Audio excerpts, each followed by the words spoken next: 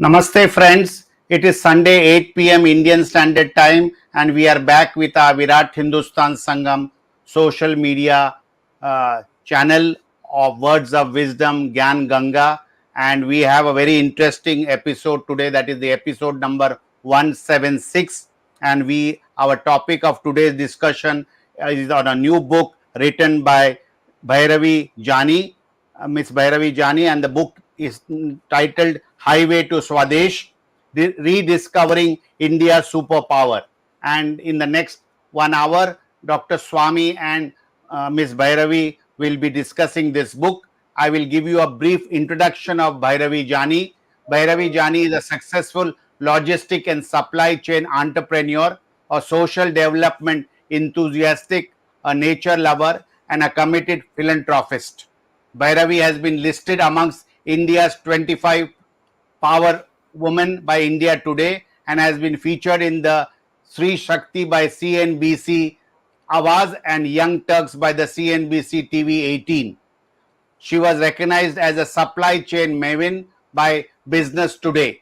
She is the World Economic Forum's Young Global Leader and was National Chairperson of the Young Indians, the youth wing of the Confederation of Indian Industry in the year 2010 to 2011. Bhairavi is an avid traveler, a trained classical dancer, and is passionate about the art. Her own experience of growing up in Mumbai, studying and working in the United States, running logistics ventures span India, working for development programs, and now living in a rural settlement in the Himalaya. Given her unique ability to observe India's journey as a young republic and an old civilization through multiple lenses. So we have with us her present in this program, and as I said, we will be discussing her book. It is her journey which she took her nearly 18,000 kilometers across India, which she did it in 2014. So I have to thank my co-host Professor Arvind Chaturvedi from Delhi and Ramesh Swamy, and our technical team led by Ashish Shetty, Tejas Navalgul, Swaminathan, Ishwar Iyer, Gadgi Rakesh, Vishal Mehta, and Ajesh Nair for the teamwork which they do behind the scene for putting this important program, which is now today in the 176th episode, together every Sunday at 8 p.m. So with these words, as you all know, we are on the various social media channels like Facebook, Periscope, Spaces, YouTube, podcast, and numerous other media channels. So we thank our viewers which are hearing us from nearly 120 countries to this very important episode to discuss this new book, Highway to Swadesh. Over to Dr. Swami. Thank you. Thank you, Jagdish. It's quite a pleasure to introduce Bhairavi into this forum. She is contemporary of my daughter, so you can imagine how young she must be. But the amount of achievement she has, got to her credit is truly amazing and shows what we have always known, that women, once they're liberated in India, they can perform miracles. She doesn't need to work because she's a very rich lady, a young lady, and so there's no need for her to work or think or exert herself. She could be in the Riviera every day and go travel all over the world, but she chose the intellectual pursuit. And of course she has experience. She is educated. She was educated in Bombay. Then she went to America. She was educated there.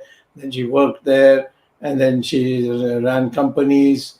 Father has also a number of companies, and so there's nothing that she lacked, and yet she decided that there's something the country lacks, and therefore I must try to fill it by reading it. She has traveled very widely, and she has an ideal husband because he doesn't come anywhere in the picture at all.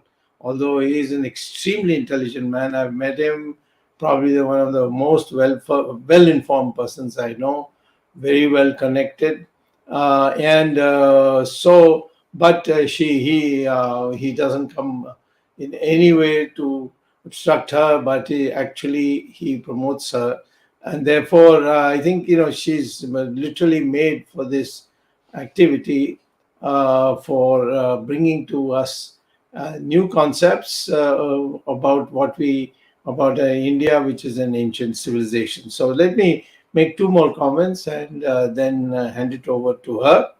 Um, Jagdish has already given all these coveted honors that she has got. She even with a very young age got a position in the World Economic Forum, which meets in Switzerland every year. So so therefore, this vast experience. And what she is been exploring, if I were to put it in, I'll read one passage and then let go. She's exploring is the living by living in. She doesn't live now in any of the fancy modern cities. She lives in Uttarakhand, in the hills, and then of course comes out and for her forays. But the fact is that she's not crazy about being an urban resident, and she has chosen there, and she's developed those places and brought them.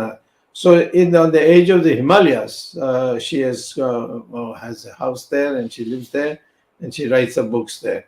Now,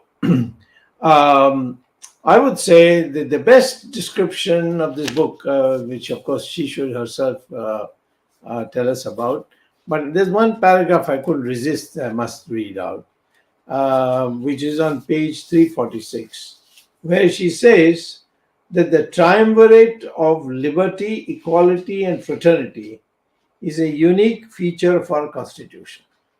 That's absolutely true.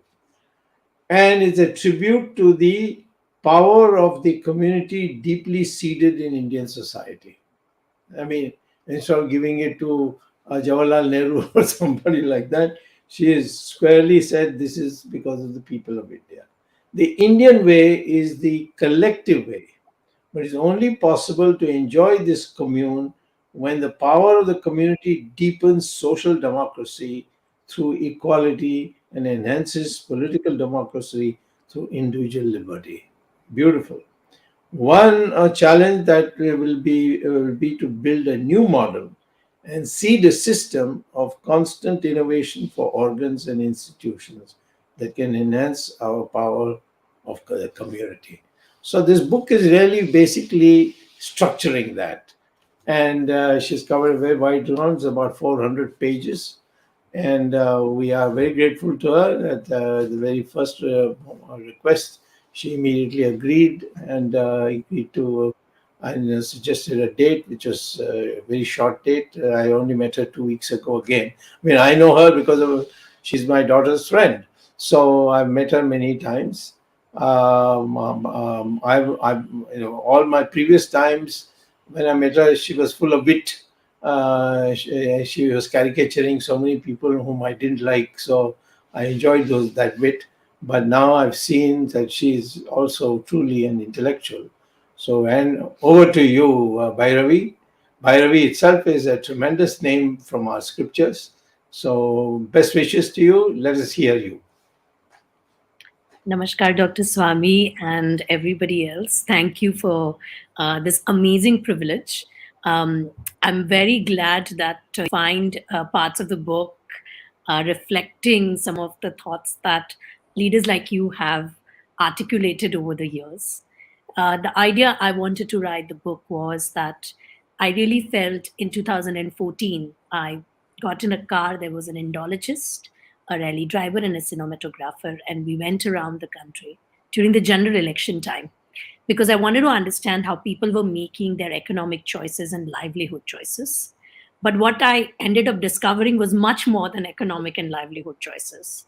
And I realized that whilst we have so much attention to our diversity, we have paid scant attention to our unity, what we share. And I felt that there wasn't enough said and articulated on how we can use this collective understanding, collective set of value systems. I call them civilizational superpowers because they've been with us as people for a very, very long time. And how do we use them? And how do we make sure that the political and economic choices we make as a republic are in line with those civilizational superpowers? Because I strongly felt that in many of our policies, in many of our developmental agendas, post independence, we had not paid attention to these civilizational strengths and, in fact, gone ahead and implemented policies and programs that took us away from these civilizational strengths. And so that was something that I deeply felt for and I wanted to write about, and hence the book. I could have written it as a book that had a lot of data sets, but I decided to write them in form of travel anecdotes because I truly wanted a book that many people who do not understand developmental economics can understand and relate to, can enjoy, and can get an example about what this means, and can also ask themselves what are their own superpowers and how would they like to call them to action for their own growth, for their family's growth, for the community, and of course for the nation. Um, I've believed for very, very long that you can outsource everything, but you cannot outsource nation building.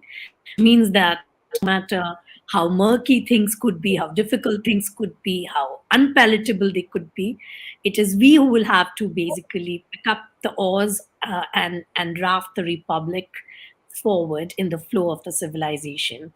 I really hope that all of you who can or who are willing to get a copy of the book, you'll find some of these points interesting. The book actually encapsulates 12 civilizational superpowers of India. I think there are many more, and I myself have listed many more.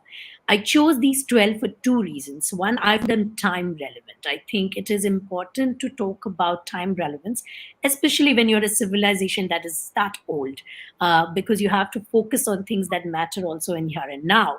But also because I felt that I was doing something about each one of these superpowers in my own life, that I had done something about it, and that there was something that I was attempting even to, bring to fruition.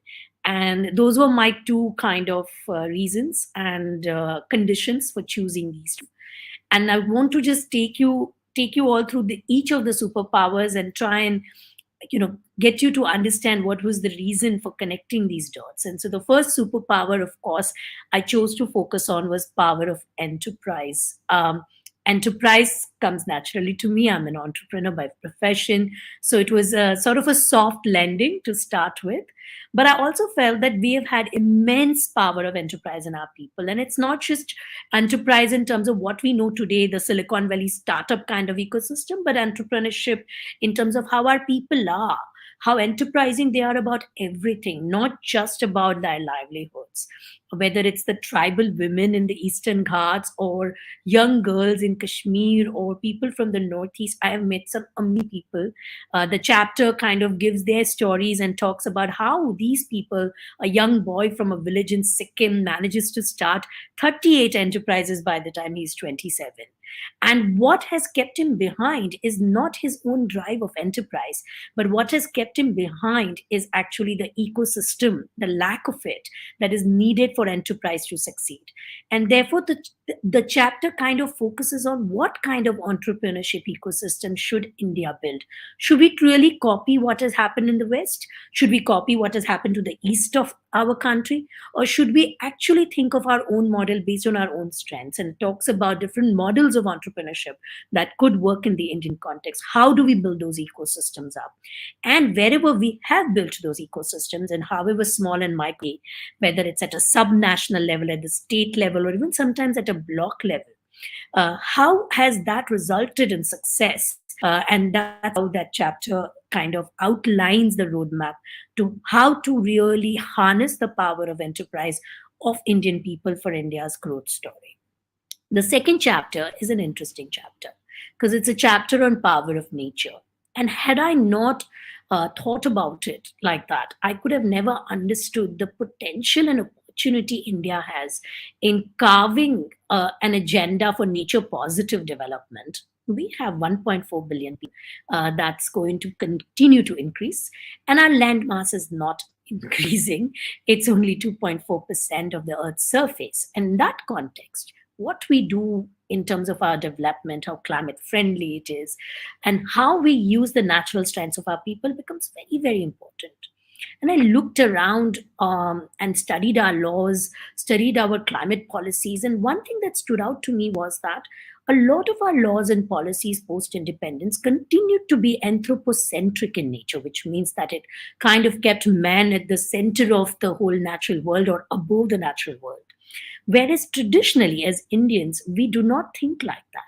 As Indians, we believe that we are an integral part of the natural ecosystem. We revere nature. I mean, India is a place where thousands of, sacred groves exist in every part of the country. I mean, they're called sacred groves in a Meghalaya, but they're called Devarakadu in Karnataka. We may have 14,000 recognized sacred groves, but we have many, many more. We've had treatises such as the Vrikshar Veda, which talks about 3 different kind of forests: the Mahavan, where all species dwell, which are protected forests; the Tapovan, where they're forests of learning and knowledge, and we all know that Rishi Munis would use them, and there were gurukuls in those Tapovan, and then the Shrivan, which is the community forest, and the sacred groves actually fall in the Shrivan areas. But have we really linked what we do with our one panchayats in the mountains to the idea of what is possible in the Shrivans? We haven't done that. And in doing so, what we've done is we have actually broken the chain between what was civilizationally ours to use, to learn, to grow, and what challenges we are presented today as a nation, which is that we do need a nature-based, nature-positive developmental agenda. And so the chapter talks about what are those different solutions, how can we set standards for nature-based solutions, how our policies and laws must change so that nature-positive development that India does comes in partnership with the reverence for the power of nature that Indians have. This is the only country in the world where people in modern age continue to worship natural elements and species that are other human beings. And I think that's very, very powerful, and it shows in the data. So there is data that like SAP Qualitrix survey that points that 82% of Indians actually believe in the science of climate, which if you compare to 40% in the Americas and 25% in Russia is significantly high. So it's not just what we believe civilizationally or emotionally, but data shows that. And I thought that was something that we had not considered in our own net zero climate commitments, for example. The 3rd chapter is a chapter on heritage that's very, very close to my heart, and I'm sure it's close to everyone's heart. But it is also a matter of concern, because even though Article 51F and 49 all kind of give responsibility of protection of heritage both on the people as well as on the state, we have a pathetic situation. We are losing our collective heritage. Temples, if they are not being used for worship, are desecrated. At the same time, forts are desecrated. We have a situation where there is lack of understanding between local administration. For example, in a place like Jaisalmer, where the fort walls come under the Archaeological Survey of India, but the inside of the fort comes under the local district management, who plans a very bad sewage so that the water runs into the fort walls and the fort walls are collapsing. I mean, this is silly. This is literally silly, because this fort was built 800 plus years ago by Raja Jaisal and his workers, and it lasted this long, and it's our engineering stupidity and our bureaucratic incompetence that is letting it go to ruin, and that should not happen. And when I went there, I met a lot of young people, and they were willing to work on this with their government. And I think we haven't created mechanisms for community to get involved with heritage protection. It's something very similar. Why should the government be the only one protecting the collective heritage of the people? Why shouldn't the community have access to it? And then there is a beautiful story in the chapter about a small village in the Zero Valley in Arunachal Pradesh, where a couple of years ago they discovered a Lingalayam. And I was talking to this gentleman who's Christian by faith, comes from the Doni Polio worship, and I asked him, and he said, he introduced himself as the chief volunteer worker for the world's tallest shivling. And I was very intrigued. I said, "You're a Christian man following Doni Pole tradition. What are you doing protecting the world's tallest shivling?" And he gave me the whole story on how they discovered it. And these village people went all the way from zero in Arunachal to Rameshwaram, spoke to the priest there, took 108 priests from there back to zero, consecrated the entire Lingalam, and today it is the Siddheshwar Nath temple. And I think the fact that our media doesn't report this, that doesn't celebrate it, that we don't know about it, that we don't know about Lawrence Koch, we don't know about the fact that there is a community that is not even Hindu that has gone and protected and resurrected a Hindu heritage. And I think that's something that touched my heart. And there's so many sites and so many stories like this across the country. And I do that if the government of the day wants and is sincere about continuing India's rich heritage and tradition, then it must create mechanism for the community that anchors and inherits that heritage to protect it and to live it. I'm not even going to the museums because they're a completely different new challenge. But I think in terms of as a heritage, I've always used the word and phrase, I've learned about it in climate conversations. People will say intergenerational equity. We need to pass on what we have inherited as a planet. But intergenerational equity is also about heritage and culture. What we have inherited must go to our next generation. That can only go if we protect our monuments, celebrate our artisans and arts and crafts and culture, and involve the community in owning up the heritage and art and culture that they have inherited collectively. So I just wanted to give a bit of a glimpse about what was in the chapter. I could talk on and on. As you can see, it's one of my favorite. And then I kind of went on to sort of explore some of the around what keeps India away from participating in what today the world is focusing on, which is called creative economy. With the advent of fourth industrial revolution technologies like artificial intelligence, machine learning, data science, there is going to be a great need to reskill our people, to reorient our education to skill sets that will still remain relevant once the technology comes in and starts taking over mundane administrative jobs. And creativity is that top skill identified by reports and institutions from around the world. But when I look at our education system, there is no place for creativity. I mean, it's just an odd drawing class or a dance class as a side pursuit, when actually it should be the center stage.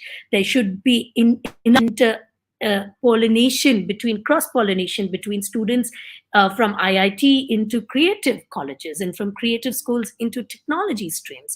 Why are we not focusing on that when we're talking about it? Of course, the new education policy does kind of hint to it, but I think for a country that adds 13 million young people to the job market every year, to not have a specific agenda for reskilling and reorienting education system and reskilling young people who already enter the job market with what prospects that they may have is foolish.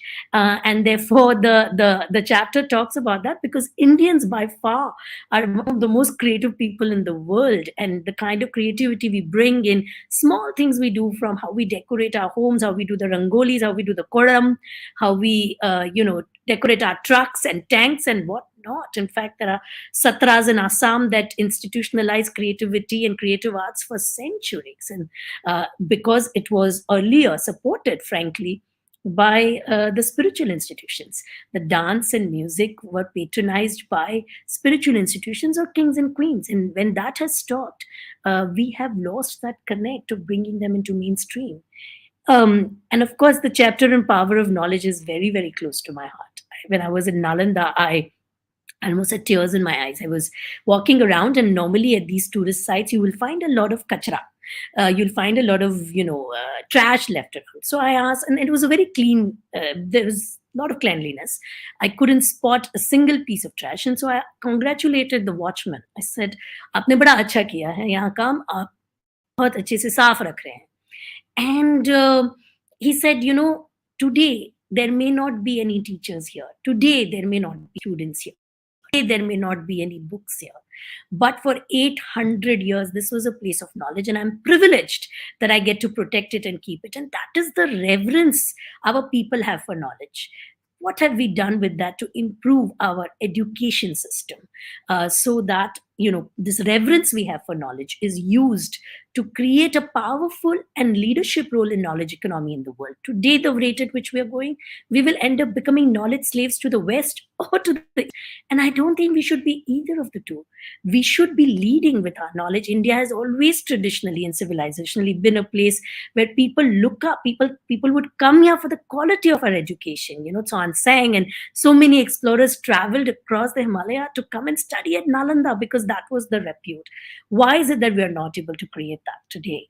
And that is what the chapter questions, and it kind of gives certain ideas and solutions about doing that. And the next chapters are around power of food, and I have always felt that we have always paid lip service to our food and food ecosystem because we've always looked at it in small components. We've treated agriculture separate from nutrition separate from farmers' livelihood and income. And so the chapter talks about how to really bring about a systems thinking view to fixing the problem of both food and nourishment. India has the second largest arable land in the world. It produces 80% of crops in the world. India is the top 5 producer, and yet 1,500 children die in India every day because of malnourishment. I mean, that is a shame on us. That means we haven't fixed the system properly. Even though with Green Revolution, we have fed the mouths, but we've reduced the productivity of our soil. We have gone away from our traditional biodiverse millets. We have replaced it with one kinds of rice, and we haven't thought through this enough. I think we have an opportunity now to do so, to bring back regenerative agriculture practices. Look at biodiversity. We do not have to go the Sri Lanka way. I'm not talking going organic. I'm saying that we need to look at a food as an ecosystem issue. I have always met from Israel and Netherlands who have said if India fixes its food problem, it could feed half the world. And so, forget feeding half the world. We first need to start feeding ourselves.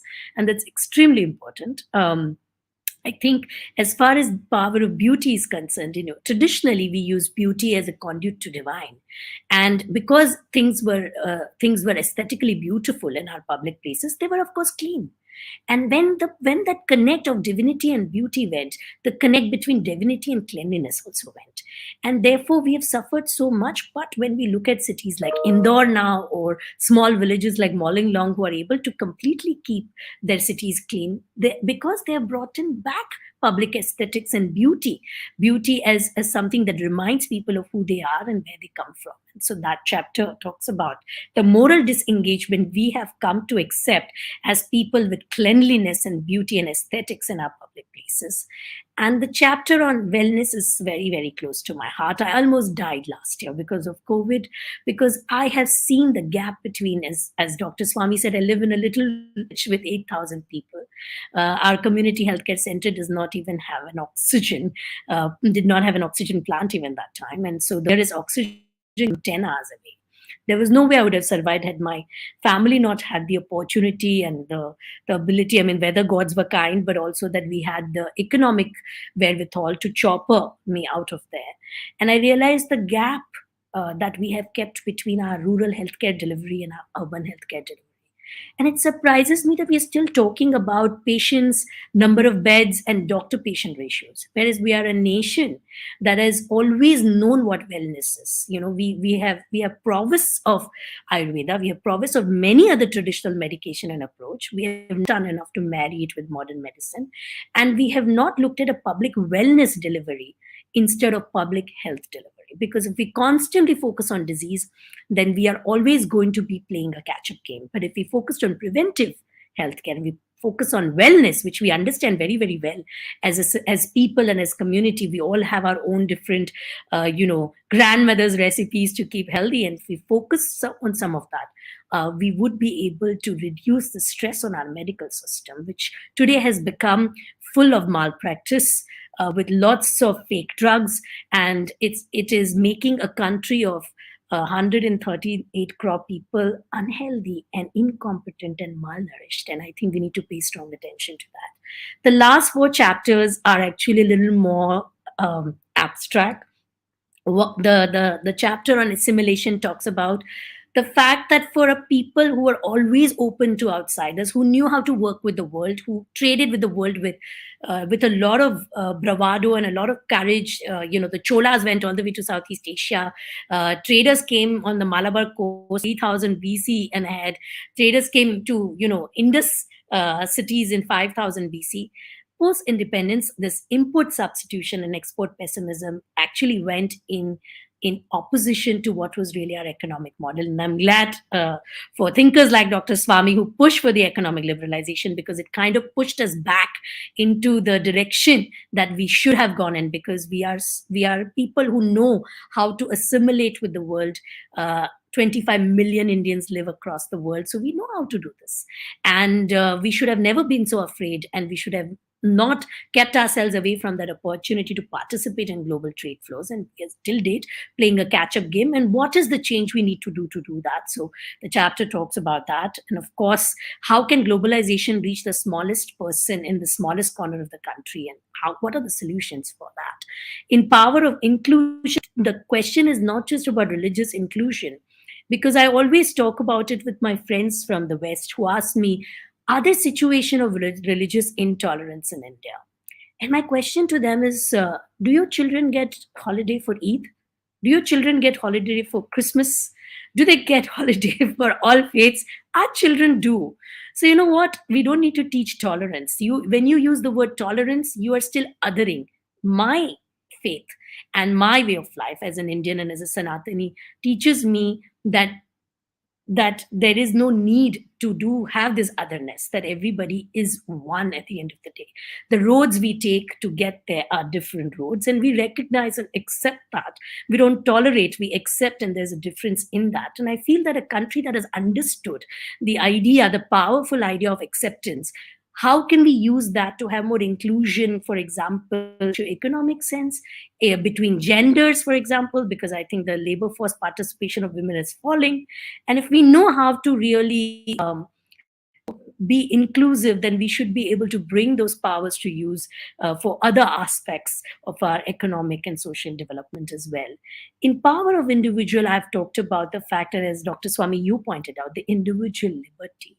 And we don't need to look for models on the West again. We don't have to choose between the political liberal democracy model and the socialist Marxist models. We have our own model where, in our way of life, in our family, the individual does well with the family. The individual feeds the family, and the family feeds the individual. We do not choose between the we and I. Our way is not, and that is why fraternity is one of the triumvirate of our constitutional pillars, because we understand this intrinsically. And I feel that the organs that we have created post-independence, and like you pointed out, have actually failed in allowing the individual to participate in nation building. We have kept people outside of the development and of the participative democracy. We have limited them to just exercising their franchise, and that's not good enough, because 2 million people cannot develop a nation of 1.4 billion people. And I think we have to rethink the models of those engagement. And as the world's largest democracy and oldest civilization, I think the burden and the cross, as you will, is ours to carry and take forward.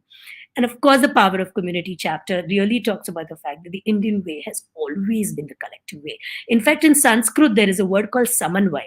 It doesn't even have a Hindi translation. But samanvay is our way, which is that it's not about compromise and it's not about adjustment. It is actually to a common understanding and moving forward. And we know how to do that. So these are the 12 superpowers of the book. Thank you very much for this opportunity to talk about them. And I'd love to hear more and see if there are any questions. Superb presentation of your book. In fact, it's even better than the book. So congratulations. You seem to be a natural public speaker. So I hope you do more of this kind of speaking instead of just writing. And anything we can do, please let us know. We have an organization which is in almost every state. In fact, we have people in about 114 countries, I think, if I'm not wrong, Virat Hindustan Sangam. But, as you notice, we have not said Virat Hindu Sangam. We said Virat Hindustan Sangam. The land is the important thing for us.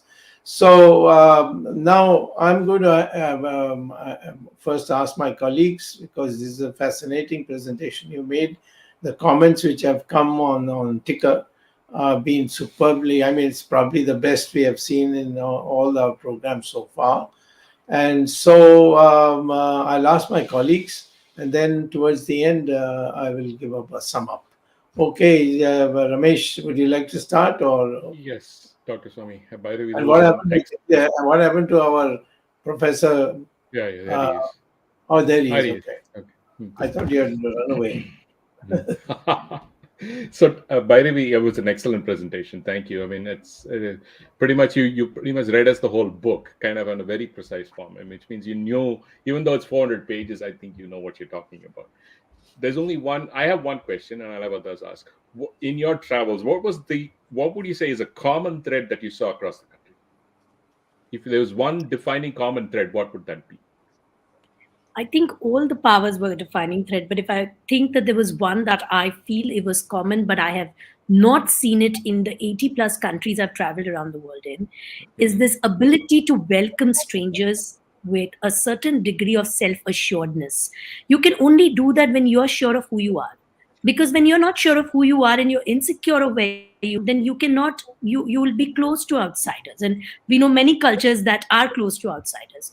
But despite 400 years of colonialism and before that of invasion of 600 years, Indian people continue to be open to outsiders and strangers. And I think that comes from our strength of who we are as people, and it's in our DNA, it's in our upbringing, it's in our, the Hindi word for that is hamare sanskar hai ye.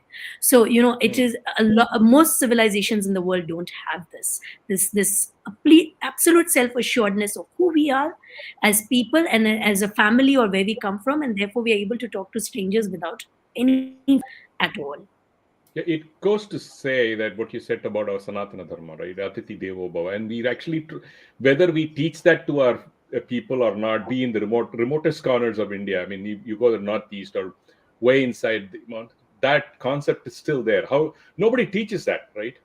I mean, nobody goes and teaches Atiti Devo Bhava. This concept that you're talking about, it's inherent for thousands and thousands of years, right? I mean, it's fascinating because it's pretty much what most of them would expect, because it's a friendly, people will welcome you, they share with whatever they have. It's not like, you go there and if they have just like what happens to Adi Shankara, say even they had only, when she had only 3, that 2 old pieces of gooseberries, she shared it. So I mean the concept really came out, and that's fascinating. Thank you. Arvind, Jagdish ji. No, just 1 minute, Yes, sir. Ramesh. Even in Ramayana, you know that Surabhi. she shared her berries and made Yeah. sure that it was sweet. Shabari. Yeah. Yes. Yes, but it's also, I think it's both. It's the Atiti Devo Bhava as well as the Vasudhaiva Kutumbakam. In fact, when we were driving, I met a French man who was walking. I was driving on the road between Imphal and Kohima, Imphal and Manipur and Kohima to Nagaland. And I met this French man who was walking from Singapore to France. He was walking 40 kilometers every day. And I interviewed him and I asked him, what is it that you've noticed different when you've entered India?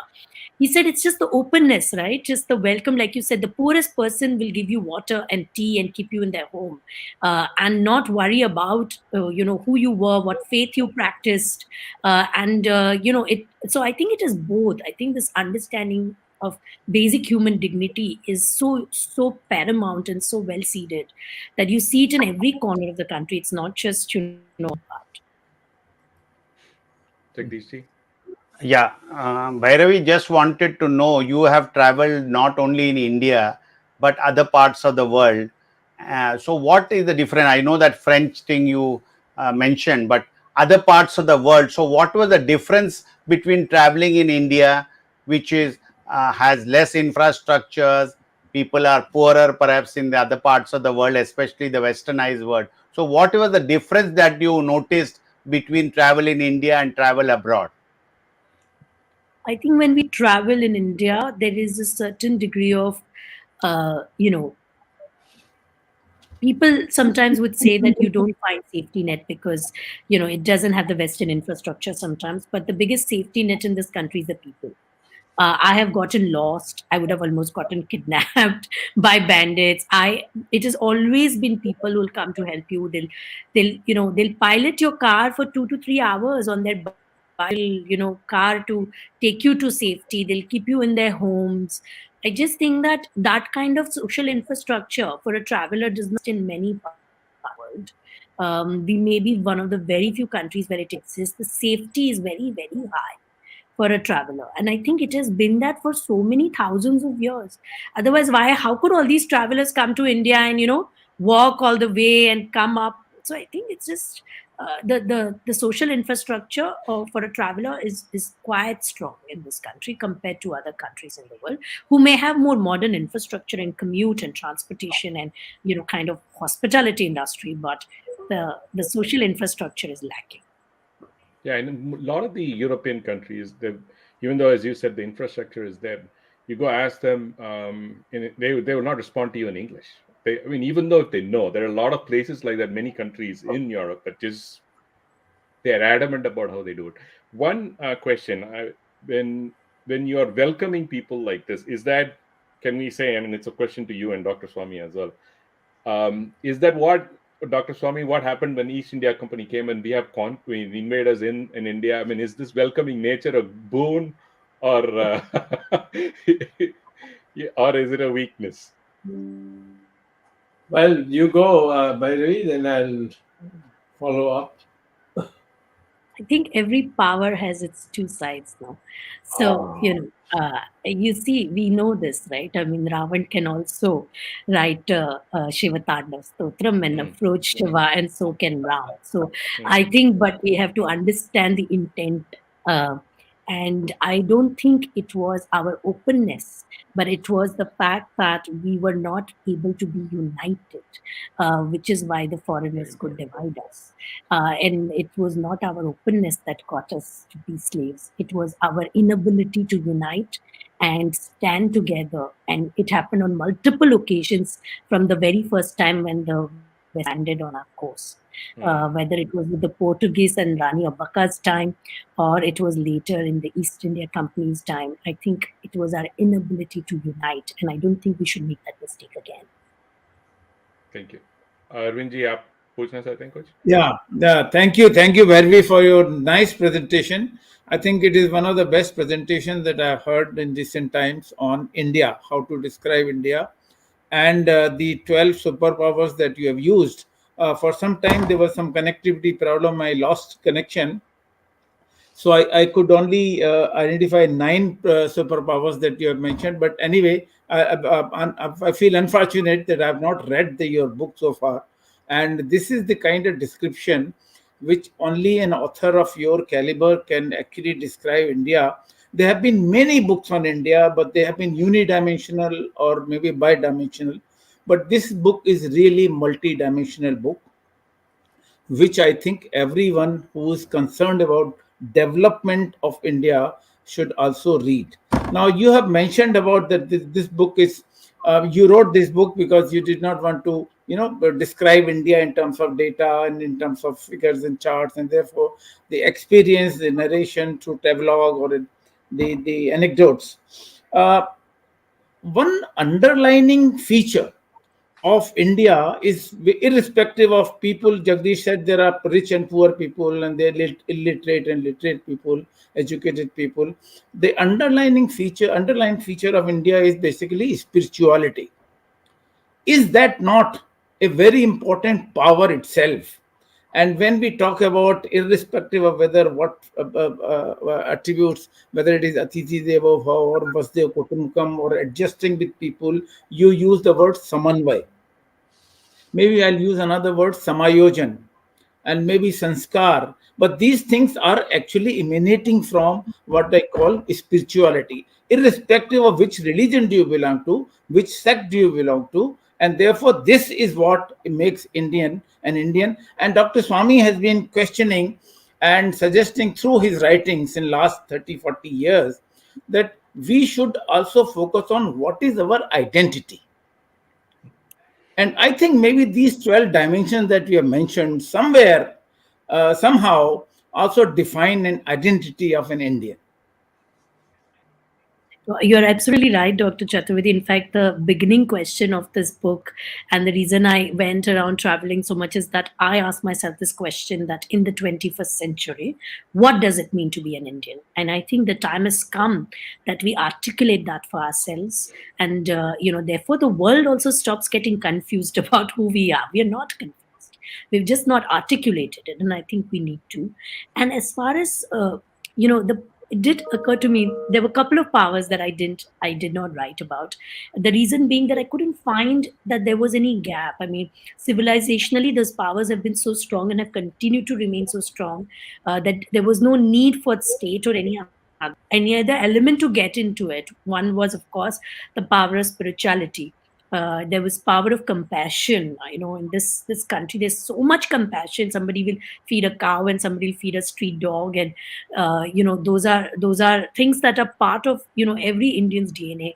And then there's this power of sacrifice. This Balidan part is very unique to our culture and how we understand it. And of course, then there's power of giving, and there's so much giving that happens in this country, just unknowingly. As anonymously people will contribute to things. Otherwise, by now, a country with this kind of income inequality would have gone into some kind of a riot and falling apart. The only reason it is our spirituality, it is our compassion for other human beings, even non-human species. It is our ability to give and our ability to sacrifice for each other and for family that has kept actually our social fabric together. But we must not take it for granted. I think we have to strengthen it, nourish it, but more importantly, do other things also, so that these four powers don't bear the burden of an entire republic and a modern polity. And one more very important feature of Indians, maybe it adds to what you said about the identity of an Indian, is belief in the self, Atma Vishwas. I mean, if this belief in the self is not there, people who have nothing, actually, when you said compassion, even poorer people have this quality. I mean, people who have nothing for themselves, but they are willing to help the neighbor. I mean, so this is basically belief in the self, that we can do whatever whether we have the limited means or limited resources. By the way, one more observation. A lot of the people, be it the people who have visited abroad people who have come from abroad, they see India, or their journey, or the way they chronicle India is through only on the spiritual path. I think what your book you have done is very unique, that being from India, a lot of people ignore it, and you also, most of them go on a Tirtha Yatra, but you've taken this economic aspect, which is very fascinating, because you've seen potential in people, be it poor or rich or whatever class they're in. You've seen that potential, and you that's basically what you've come out with, is saying that potential is still not even a tip of the iceberg. It's even worse than that. I mean, the ability, the knowledge, the capabilities are very high. I think it's a fascinating, hopefully a lot of people get to read this book, but what you've just said is a lot of the people like Paul Brunton, if you take Search and Secret India, if you take Jonah Blank's, Arrow of Blue Skin God, where he traced the entire trip of Rama. So things like that obviously the neo-modern, I don't like the Dalrymple people, but anyway, I'm just washing away, because they see India as more poverty-ridden. A lot of the other quote-unquote neo people, they see more of, but what you have captured is beautiful, being that, again, instead of being fatalistic or saying, oh, there's no hope, I think your book could be a good foundation for a lot of people, to bring about this positivity, the inherent positivity in Indians. Hopefully, you can write this in Hindi so that a lot more people can read. But Yes. Obviously, it's 400 pages. It's not easy, but hopefully it could go into multiple languages, so it reaches a lot more people. Dr. Swamy? That is the plan. Yeah. We're not running out of time, so let me. No, Dr. Swamy, for you, nothing. The time doesn't stop for you. You go ahead. See, first of all, I'd like to give you some events and then give you my theoretical framework in which many of the things you have said admirably enhances, and I would like to see more of it in the future. You see, when I was fighting the emergency and I had gone to the United States to campaign, almost all the people only said a poor country can never have democracy. You see, that democracy is gone is no surprise. And so, therefore, the people are happy, their trains are running on time, officers are coming to office on time, and all this bunkum bunkum.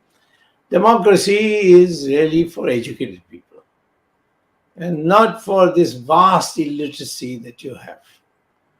And when the elections were declared, I was still in America, and of course, Harvard had given me back my professorship, and my teachers who used to dote on me. They all same told, no, you can't go back to India. There's no way you can win the elections, and and then you'll be in jail. What is this? Forget it. Call your family here. All that stuff they told me.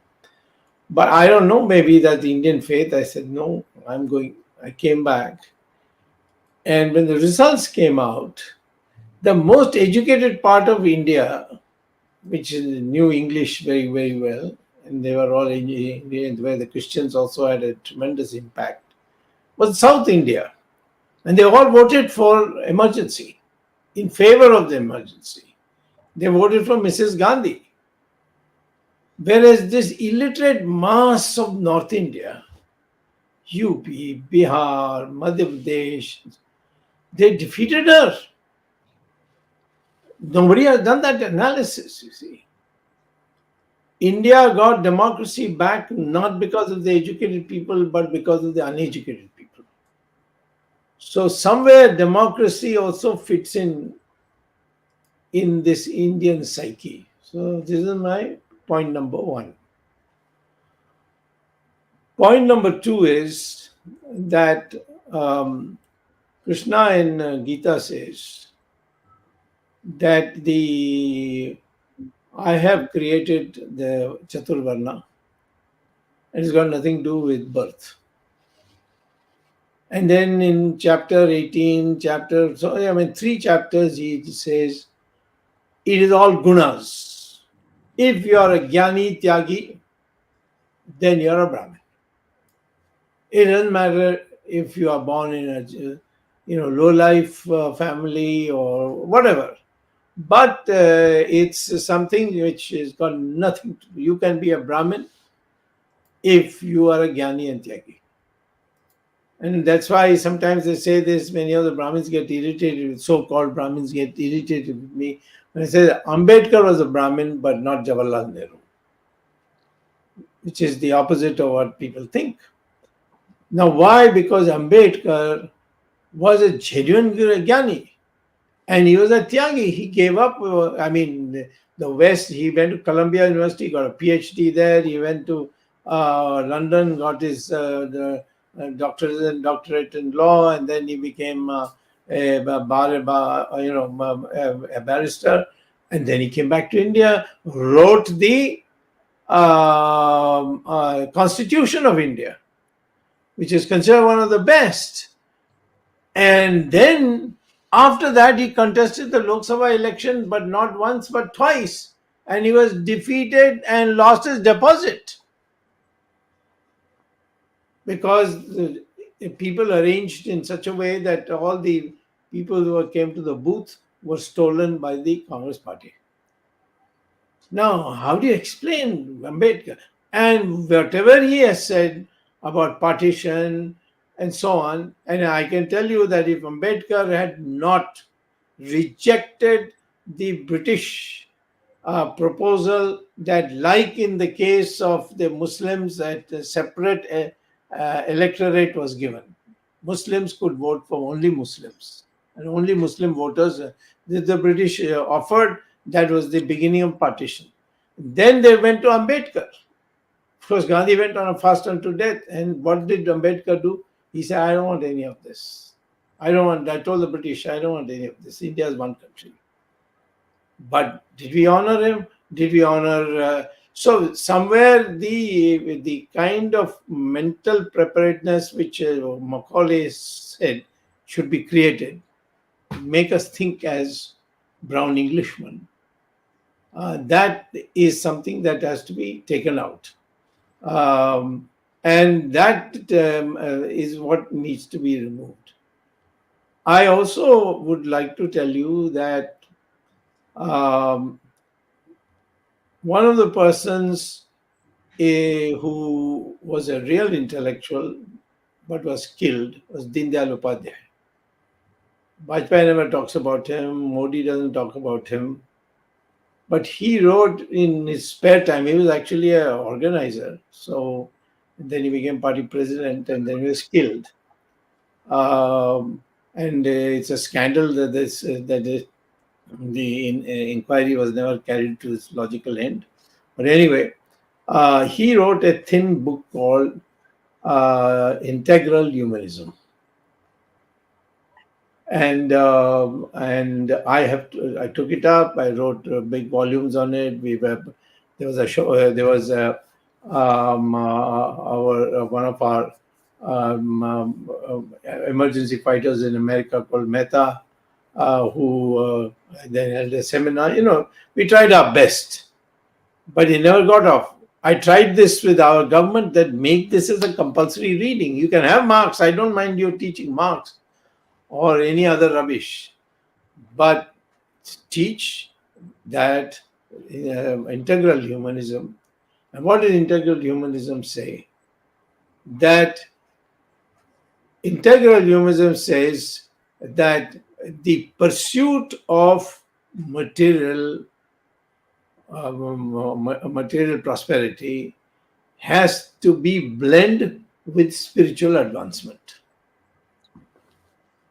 It can, in the United States, it's all material. Everything is material. There's no talk of spiritual. They'll think you're a cuckoo if you talked about spiritual advancement. So he says in India, it has always been, see, the Brahmins, most highly regarded, they're not born Brahmins, but they're Brahmin gunas. And having become a Brahmin, he had nothing. He went begging and people gave him. Because that he was a Brahmin, they gave it. So, but he was, he was someone, even the king used to be afraid. And when the king came visiting a Brahmin, he used to wash his feet. Not the Brahmin washing the king's feet, but the king washing the Brahmin's feet. Now, what does that mean? That the power of sacrifice is a more higher status than having weapons or wealth or land. You see, so there was those who were ousted from our society now called scheduled caste. It was the Buddhists who developed it, and then it went on with the Muslim rule. But if you look at the writings of the ancient world when there was nobody but Hindus, you will find that the percentage of scheduled castes was not even 1%. So it grew to 15%, whatever, because of the subsequent invasions, which led to this happening. So what am I trying to say? That we have to educate our people. The pursuit of knowledge is the ultimate. But you cannot pursue wealth and knowledge at the same time. So this decentralization of power, I would call it, of what a Brahmin is supposed to do, what a Kshatriya is supposed to do, what is Vaishya to do, what is the Shudra to do. They are all, it's a division of labor that we know in economics. And that needs to be brought in. So what I'm saying is that we are creating antagonism. This Aryan Dravidian theory is also a part of that madness which the British instilled in. See, there's no such thing as a Dravidian race. And if you take the DNA tests of Indians, you'll find it's all the same. And even amongst Muslims, Christians, everybody's the same. So I don't want to take you further, but I don't think you should stop with one book. You should write more books. You should do. I mean, I don't want you to be compared to anybody, but our Malhotra, Rajiv Malhotra, he's going on writing books. It's irritating the hell out of the American intellectuals who want to put India as a kind of wild state. And he's taking them apart, ripping them apart. We may not like his language, but the fact is that he's doing it. But you have today demonstrated to all of us, and the reaction of the audience is clear, that it was a magnificent presentation with full originality. And at this young age, if you can have so much originality, if you devoted your life to writing more books, I think you might may take the place of Panini or Chanakya or something else. So, or the lady who declared her husband Mandana Mishra defeated in the debate with Shankaracharya. You see, an independence. And you see, women, if you, Brahma at one stage decided to partition some of his powers. So he gave defense to Durga, education to Saraswati, and finance to Lakshmi. And then some other gods said, what about, nobody from the male gods? So then he gave information broadcasting to Narad Muni. That's all. So, and you know that when all the male gods couldn't defeat the Asuras, they had to go to Durga, and Durga had to take the form of Kali. So, are we teaching this to our people? There's this concept of women. Their equality is based on something else. It's based on superiority in some dimensions and inferiority in some dimensions. The inferiority is physical power. Men may have physical power, but there are some areas where the women are far superior. And that together establish the equality of men and women.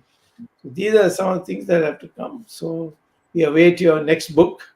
And anytime you want to speak on any subject, then don't hesitate to ask us. Thank you very, very much. Thank you very much. Bhairavi, one last question. One of the viewers asked me, one of our internal people say, you said your inspiration came from Ma Ganga. So can you just extrapolate on that very shortly? I was on a rafting trip when I was just 24 on the Rishikesh. You go on those adventure things. And I was struggling with this question about what it meant. Like, I felt my relationship with my own country was in a flux, and I wanted to know more. And it was after the rafting trip that, where I saw that we had to struggle to keep the raft afloat as people together, as a team together. And I realized, because I was asking this question on what is the difference and what are the dots that connect India, the civilization, and India, the nation. And it kind of came to me that, the civilization of India was like the Ganga, eternally flowing across time. And the republic was like the raft in the ebb and flow of the civilization. And to pick up oars, and we all had to row it, and we all had to do our bit to move it forward. But when we move it in the direction of the civilizational flow, it becomes easier than against the flow. So that was the inspiration. Wonderfully. Dr. Swami, the Mandana Mishra's wife's name is Ubaya Bharati. Ubaya means centrist, somebody who's in the center on both sides, essentially. But anyway, Jagdish, go ahead. No, I said wonderfully put by Bhairavi about the rafting on the Ganga.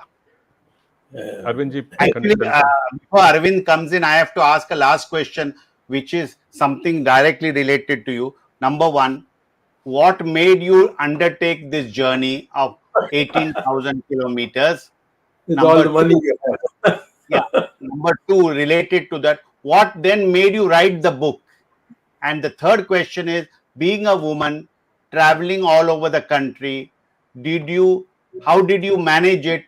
Did you not have any fear that being a woman going around this country, you will have to face some difficulties. My three questions to you, which is related directly with the book.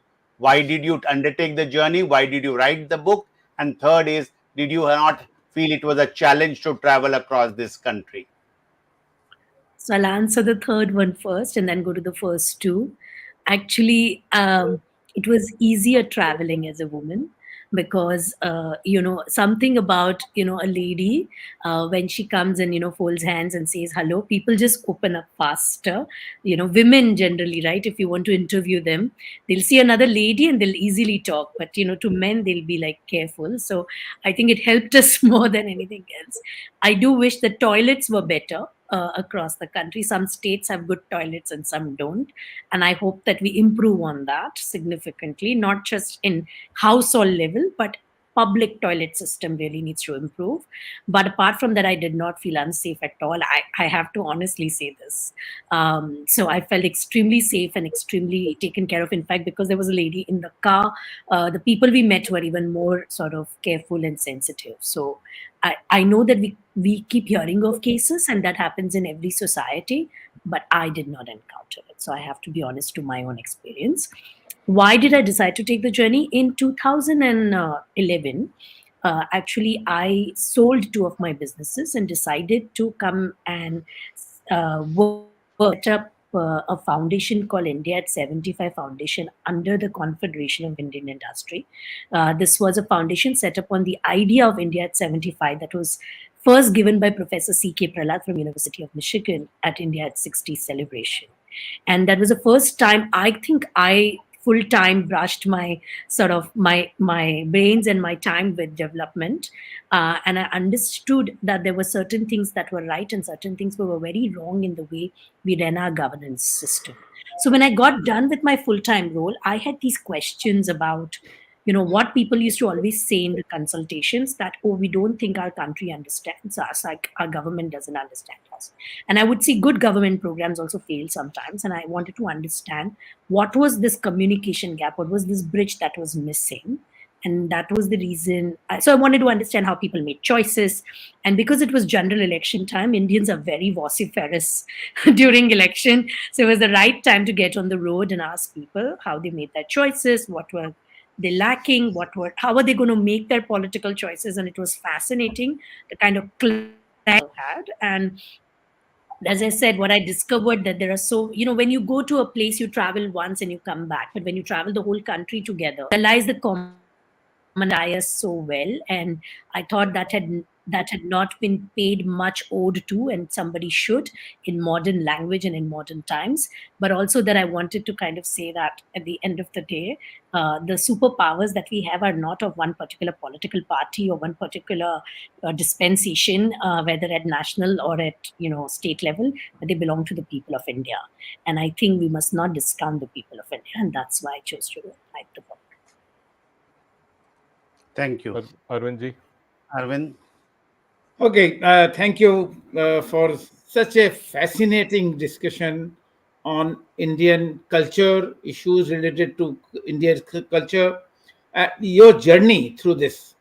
There was a book written by an Indian author called Geeta Mehta, long back, about 30 years back. She wrote a book called Karma Kola.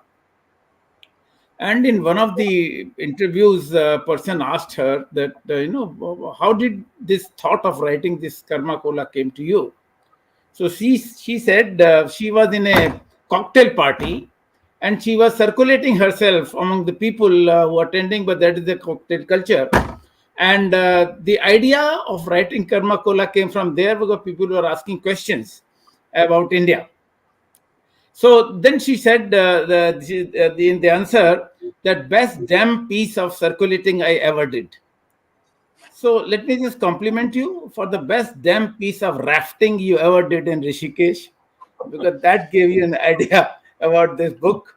But this book, as I said, Dr. Swamy has mentioned it, judging by the reactions of the audience. I think it is one of the best discussions that we ever had about Indianness and your journey through 18,000 kilometers. And I'm sure when the book is translated, as Ramesh had suggested, in many different languages and people read, it will be treated as one of the best treatise on India and Indian people. Congratulations for writing such a book. Thank you very much. And to quote one of the viewers who had mentioned here, it is a rich tribute to the potential of India and its limitless resources. This is the comment from one Mr. Charu Datta. Thank you very much, Dr. Swamy. Excellent introduction you gave about the India, and I have mentioned it in the course of discussion that you have been mentioning this, that one of the most important question which we should ask ourselves and try to find answer is, who is an Indian? And maybe perhaps your question is in some parts answered by Bhairavi's book. Thank you very much. Thanks Ramesh Swamy and Jagdish Shetty, and thanks the technical team led by Ashish Shetty, Gadgi Rakesh, Ishwar Iyer, Swaminathan, Vishal Mehta, Ajesh Nair. We'll be meeting again next Sunday, 8 p.m. with another topic with Dr. Subramanian Swamy. Till then, Namaskar, Jai Hind.